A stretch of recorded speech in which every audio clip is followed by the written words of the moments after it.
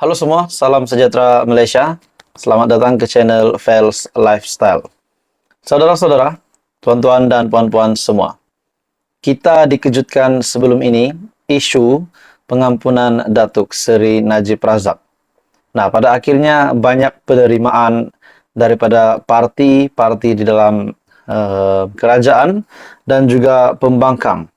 Namun yang mengejutkan tuan-tuan dan puan-puan semua, ini berkaitan dengan isu pengampunan Datuk Seri Najib Razak di antara UMNO dan Amanah pula tiba-tiba ada, saya boleh katakan, ribut kecil ataupun sedikit perselisihan faham.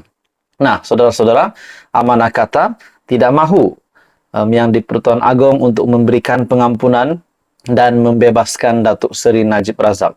UMNO pula sudah pasti meminta ihsan daripada yang di-Pertuan Agong supaya Najib Razak dibebaskan.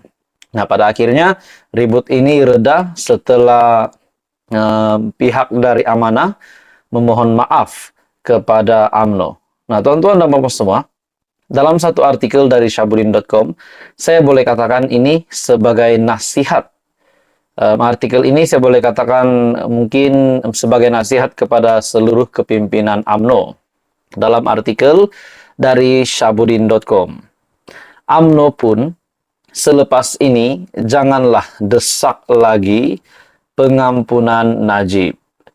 Ribut kecil yang berlaku disebabkan UMNO tersinggung dengan kenyataan Khalid Samad berkenaan pengampunan Najib Razak akhirnya reda dan boleh dikatakan selesai setelah timbalan Presiden Amanah Salahuddin Ayub menunjukkan sikap budiman membuat permohonan maaf secara terbuka.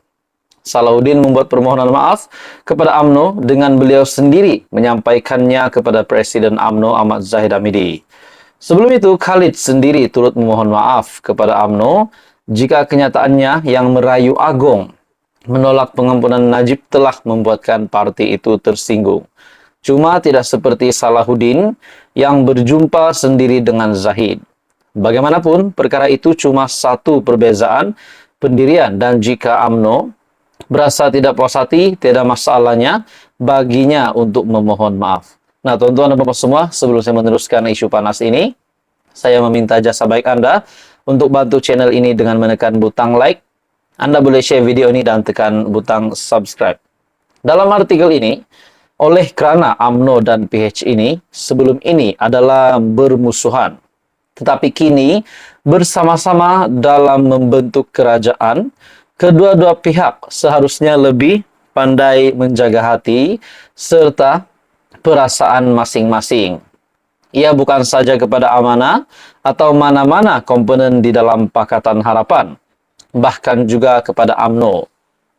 Reaksi yang ditunjukkan oleh Khalid Samad adalah semata-mata sebagai respon terhadap pendirian UMNO yang ternampak begitu tergesa-gesa mahu melihat Najib diampun dan dibebaskan. Kita semua tahu bahwa hukuman penjara 12 tahun Najib Razak, di mana kita tahu belum setahun pun Datuk Seri Najib Razak dipenjarakan. Walaupun beliau belum setahun menjalani hukuman penjara 12 tahun yang diterimanya. Reaksi Khalid Samad yang tidak mahu Najib dibebaskan secara realitinya bukan saja dikongsi oleh majoriti penyokong dan pendukung PH, tetapi juga dikongsi oleh majoriti rakyat negara.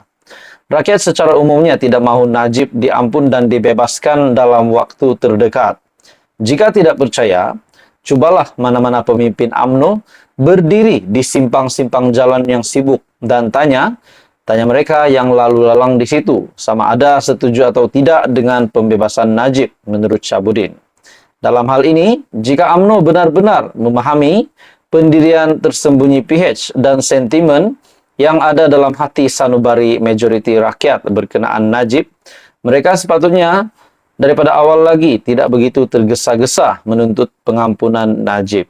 Biarkan dulu Najib berada di dalam penjara bagi suatu tempo tertentu atau secara konvensinya setelah menjalani 1/3 hukuman penjara, barulah usaha untuk pengampunan itu hendak dilakukan menurut Syahbudin.com. Nah, saudara-saudara, tuan-tuan dan bapak semua, dalam perkembangan yang lain, kita juga tahu bahwa Datuk Seri Anwar Ibrahim juga dibebaskan dari penjara.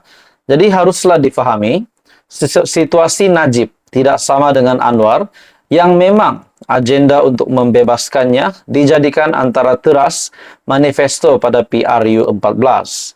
Disebabkan pengundi atau rakyat mahu melihat Anwar dibebaskan dan menjadi Perdana Menteri selepas Tun Mahathir Mohamad. Itulah sebabnya maka PH diberi kejayaan dan BN ditumbangkan pada PRU 2018. Tetapi UMNO dan BN pada PRU 15 baru-baru ini bukan saja tidak menang, malah merosot jauh jumlah kerusinya.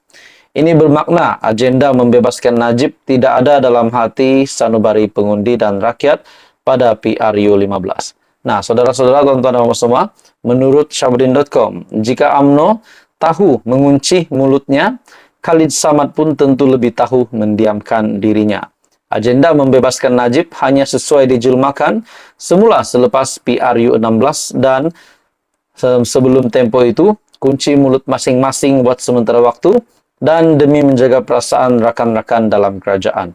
Itu adalah artikel menurut Syahbudin.com. Apa komen Anda, tuan-tuan dan puan-puan? Teruskan bersama di dalam channel ini. Info padu, info hangat disediakan di dalam channel ini. Jangan lupa tekan butang like, share, dan subscribe.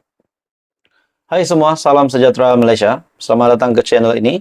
Satu lagi isu panas. Nah, kita tahu, baru-baru ini kita mendengar beberapa desas-desus, beberapa kabar angin, topik yang panas, berkenaan dengan Perdana Menteri Datuk Seri Anwar Ibrahim, kononnya akan digulingkan. Kita mendengar 10 ahli parlimen BN meletakkan jawatan lah. Kita mendengar lagi yang baru-baru ini, 17 ahli Parlimen Barisan Nasional dan PKR meletakkan jawatan. Nah, kita juga mendengar Dr. Mahathir dan Daim Zainuddin membiayai plot berkenaan, plot untuk menjatuhkan, menggulingkan Perdana Menteri. Nah, persoalannya tuan-tuan dan puan-puan semua, kalau benar ada gerakan ini dilakukan, disebabkan Perdana Menteri Datuk Seri Anwar Ibrahim membuat satu pengakuan besar yang pasti mengejutkan ramai. Menurut Perdana Menteri, memang ada komplot jatuhkan kerajaan. Nah, Perdana Menteri sudah buat pengakuan, memang ada komplot menjatuhkan kerajaan. Namun persoalan yang bermain di pikiran saya, dan saya pasti juga bermain di pikiran saudara-saudara semua, persoalannya siapakah yang mengetuai gerakan ini, dan siapakah yang benar-benar membiayai gerakan ini. Dan kalau benar 10 atau 17 ahli Parlimen Barisan Nasional dan PKR ini sanggup melepaskan jawatan demi kerajaan baru yang ditubuhkan, adakah jaminan bahawa mereka akan benar-benar mendapat semula kuasa mereka sebagai ahli parlimen, ataupun adakah mereka akan menjayakan gerakan tersebut? Persoalannya, siapakah juga calon Perdana Menteri bagi gerakan ini kalau benar-benar gerakan ini ataupun plot ini sudah mula bergerak hari ini? Nah, itu menjadi persoalan ramai. Saudara-saudara, akhirnya Datuk Seri Anwar Ibrahim sebagai Perdana Menteri Malaysia membuat pengakuan yang amat besar. PM berkata, memang ada komplot jatuhkan kerajaan. Dalam satu artikel dari Sinar Harian, Perdana Menteri Datuk Seri Anwar Ibrahim mengakui kewujudan komplot untuk menjatuhkan kerajaan, menutup mulut pemimpin yang mengetuai gerakan plot untuk menumbangkan Perdana Menteri. Nah, saudara-saudara, bagi saya ini satu lagi isu yang menggemparkan. Apa komen Anda, tuan-tuan dan puan-puan semua? Teruskan bersama di dalam channel ini. Info padu, info hangat disediakan di dalam channel ini. Jangan lupa tekan butang like, share, dan subscribe.